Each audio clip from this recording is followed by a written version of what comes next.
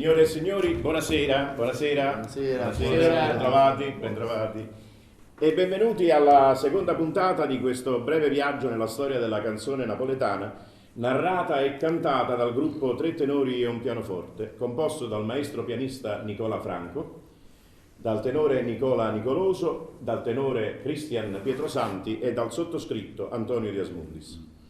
Abbiamo detto nella puntata precedente, caro Cristian, che gli albori della canzone napoletana, così come li conosciamo oggi, a che epoca risalgono?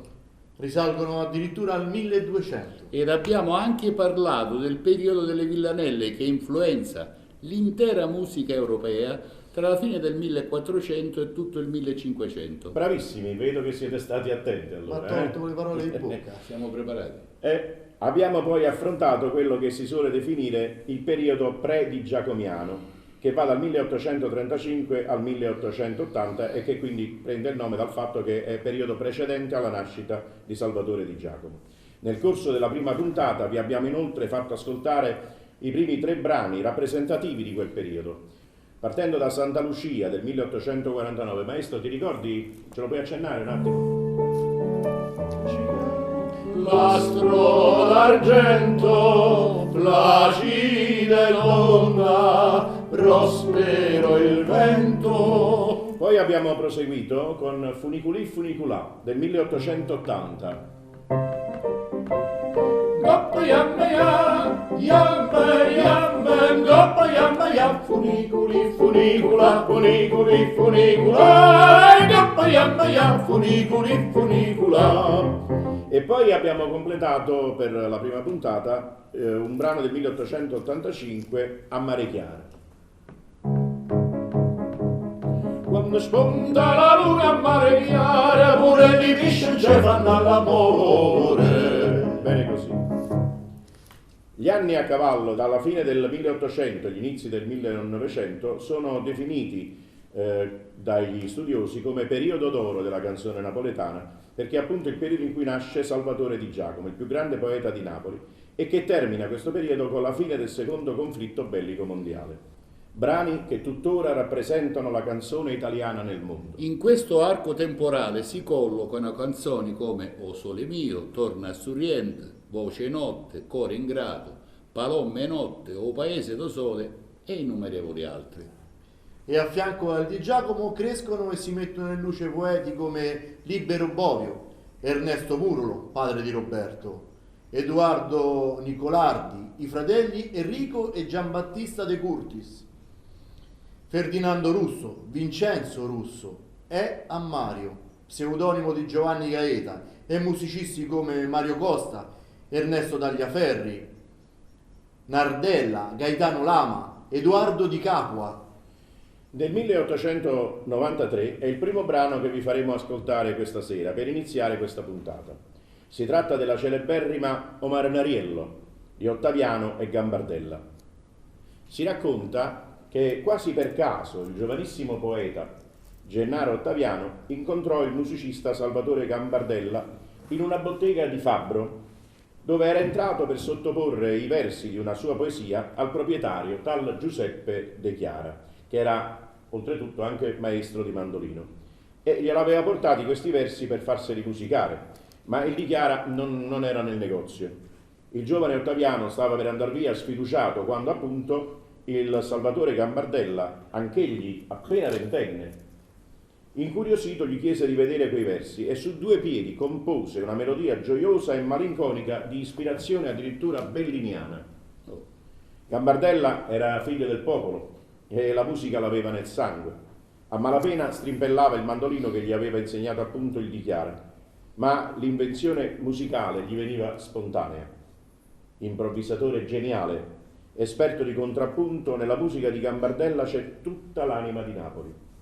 La sera stessa la canzone fu presentata al maestro Rossi, direttore dell'orchestra al Teatro Politeama, e cantata da una famosa cantante del tempo.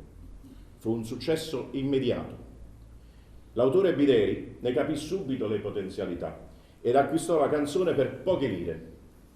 In breve tempo il brano fece il giro del mondo diventando un successo internazionale. Secondo un'altra versione, però, forse più verosimile. La canzone fu pubblicata qualche tempo prima sul giornale La Tavola Rotonda con i versi di un certo Diodato del Gaizo, ai quali in un secondo momento furono sostituiti quelli definitivi di Gennaro Ottaviano. Comunque si siano svolte le cose, caro Nicola, l'unica certezza è che il vero affare lo fece l'editore Bideri. Ed ora vi faremo ascoltare Omar Nariello.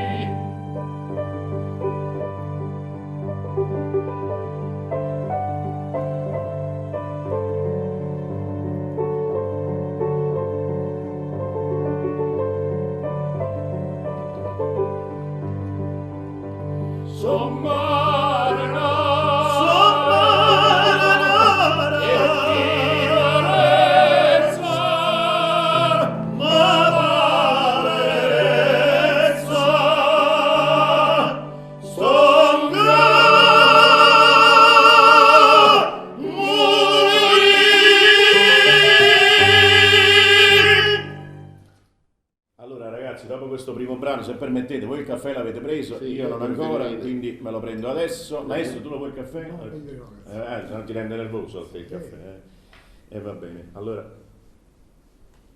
permettete, proprio una cioccolata, come direbbe Edoardo. Ah, che bello caffè, solo a Napoli lo sanno fare. Nel 1898 il musicista Edoardo di Capua era ad Odessa in Ucraina al seguito del padre violinista in un'orchestra. Qualche giorno prima il poeta napoletano Giovanni Capurro gli aveva inviato alcuni suoi versi chiedendogli di scriverne la musica.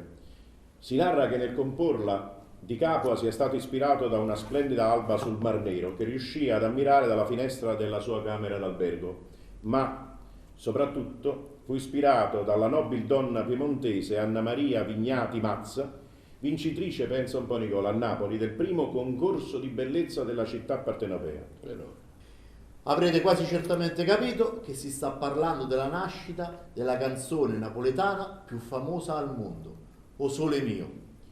Il brano venne presentato al Festival di Piedigrotta, dove però non ebbe un grande successo, classificandosi solo al secondo posto. In seguito però si diffuse così tanto in tutto il pianeta che oggi è considerato un vero e proprio patrimonio della musica mondiale. l'hanno interpretata tutti i grandi nomi della musica mondiale. Tra questi spiccano sicuramente il grande tenore Enrico Caruso, il grande tenore Giuseppe Di Stefano, mio conterraneo, il grande Luciano Pavarotti, ma accanto a questi tre mostri sacri della lirica non si può non citare anche Elvis Presley con la sua versione inglese It's Now or Never. Esatto, Nicola. E una infinità di altri cantanti, solo per citarne alcuni, ad esempio Domenico Modugno, Roberto Murolo, Albano, Frank Sinatra, Claudio Villa, Mina, José Carreras, Angelo Branduardi, Andrea Bocelli, Boy George, Tony Bennett. A proposito della popolarità di questo brano, vi racconto un aneddoto che forse non conoscete, ma che anche pochissime persone conoscono. Nel 1920, durante la premiazione dell'atleta milanese Ugo Frigerio, medaglia d'oro alle Olimpiadi di Anversa nella gara di marcia, alla presenza del re Alberto del Belgio, la banda musicale che doveva eseguire l'inno italiano pare avesse perso lo spartito della marcia reale. Per cavarsi d'impaccio il direttore passò voce ai suoi musicisti di suonare O Sole Mio, da tutti conosciuta a memoria, e immediatamente l'esecuzione venne eseguita a gran voce dagli spettatori dello stadio.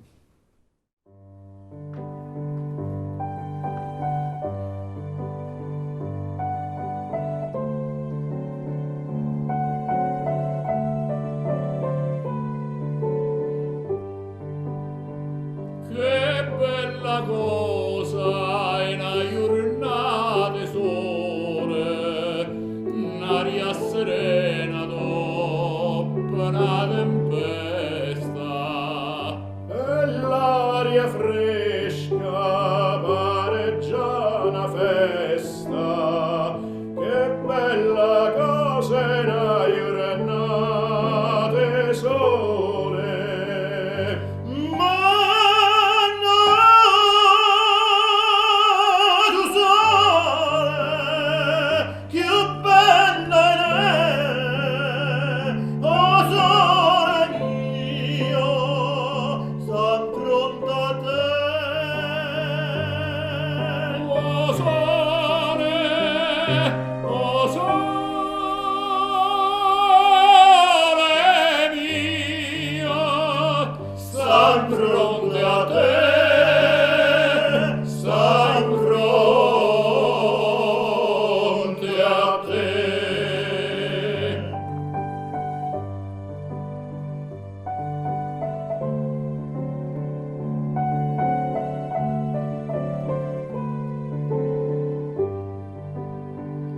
quando fa notte o sole se ne scende, me vede quasi una malinconia. Sotto la finestra noi a restare, quando fa notte o sole se ne scende.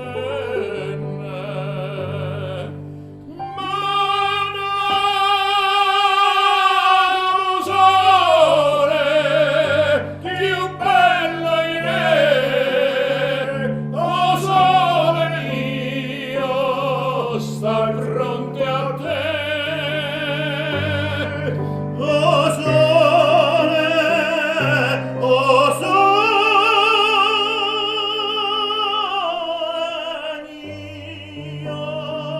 sta in fronte a te, sta in fronte a te.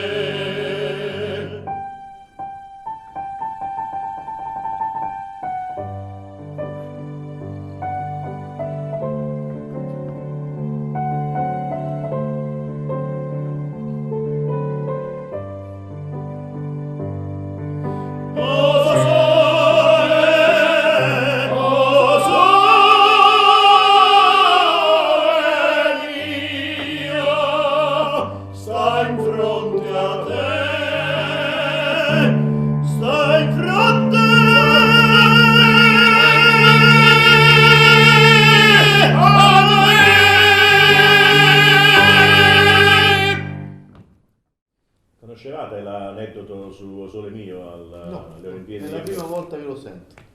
Interessante, questo fa capire come la canzone napoletana è conosciuta In tutto in tutto il il mondo. mondo e che spesso venga identificata con la canzone italiana. In Giappone hanno tradotto la maggioranza delle canzoni napoletane dal napoletano in giapponese. Addirittura. Assolutamente sì. Per molto tempo si è ritenuto che Torna a Sorrento fosse stata composta e pubblicata dai fratelli Ernesto e Giambattista De Curtis nel 1904. Recenti ricerche hanno testimoniato invece che la composizione risale addirittura al 1894, come attestato dalla partitura per pianoforte dell'edizione Bideri. Bideri era uno dei più famosi editori musicali dell'epoca. Giambattista De Curtis era poeta e musicista, ma era stato assunto da Guglielmo Tramontano, proprietario dell'albergo omonimo a Sorrento, uno dei più belli alberghi. Sei mai stato a Sorrento? C'è ancora? Sì, C'è sì, ancora, sono come no? stato a Sorrento è come casa mia. Bravo. Tramontano è uno degli alberghi più famosi e più belli straordinari di Sorrento. Qui conobbe Carmela Maione, figlia di contadini affittuari del Tramontano. L'artista se ne innamorò subito e le dedicò la canzone Carmela, che fu quindi la progenitrice dell'attuale versione che tutti conosciamo. Suo fratello Ernesto, invece, nel musicarne il ritornello, avrebbe tratto ispirazione dal canto di un usignolo, mentre si trovava ospite proprio presso l'Hotel Tramontano.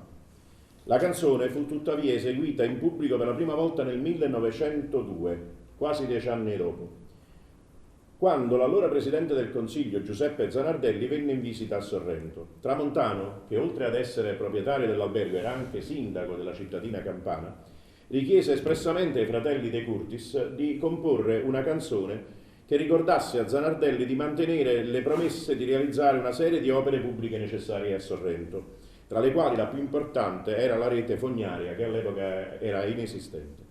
Quindi il brano Carmela, scritto nel 1894, fu riadattato per l'occasione e pertanto universalmente si fa risalire la data di composizione di Torna a Sorrento appunto al 1902. Quindi vuol dire che Torna a Sorrento, che conosciamo, non è una canzone d'amore. No, e infatti è proprio così, caro Nicola, non è una canzone d'amore, in realtà fu un messaggio per così dire politico, recapitato al Presidente del Consiglio dell'epoca, appunto Zanardelli. Noi non sappiamo se il Presidente del Consiglio e il suo governo si dimenticarono o meno di Sorrento. Di certo sappiamo che nessuno ha dimenticato questo capolavoro che tuttora, a distanza di oltre un secolo, è cantata in tutto il mondo.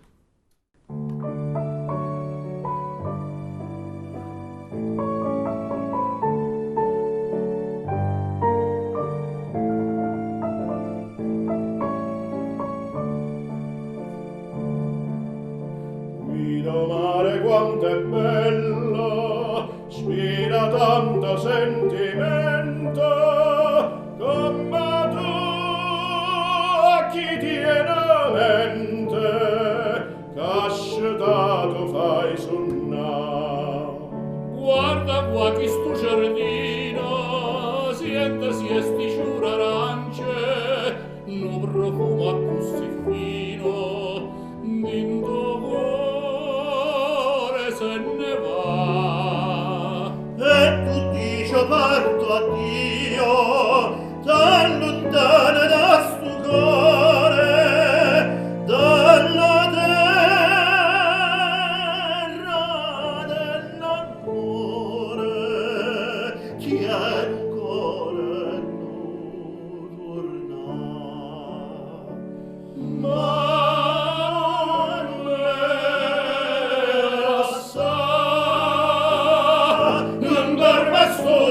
Sorriento, torna Sorriento, fammi campare.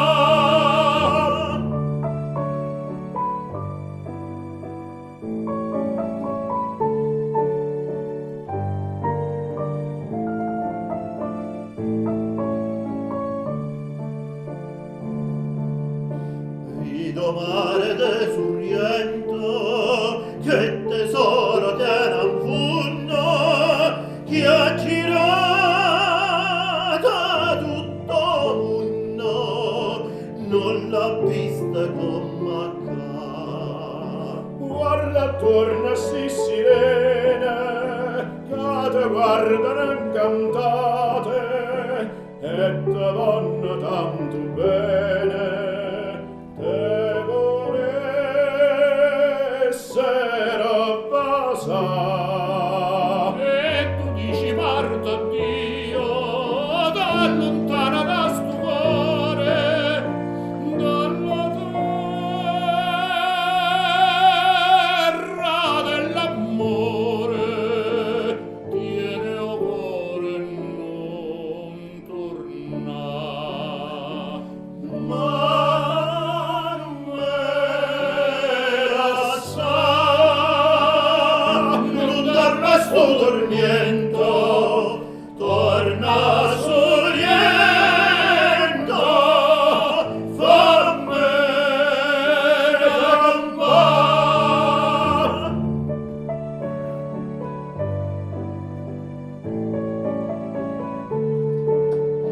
Torna Sorriento, fammi campare. Finisce così anche la seconda puntata.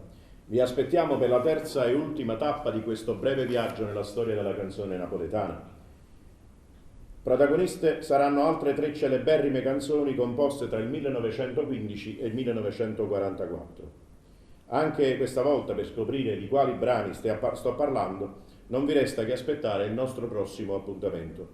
Ringraziamo il maestro Nicola Franco al pianoforte, il maestro Cristian Pietrosanti, il maestro Nicola Nicoloso E naturalmente il nostro maestro e narratore Antonio De Asmundis. e vi diamo appuntamento alla stessa ora e sullo stesso canale. Mi raccomando, vogliamo i vostri commenti, i vostri likes, immagino che ne saranno tantissimi, e soprattutto condividete il più possibile. Grazie. Grazie.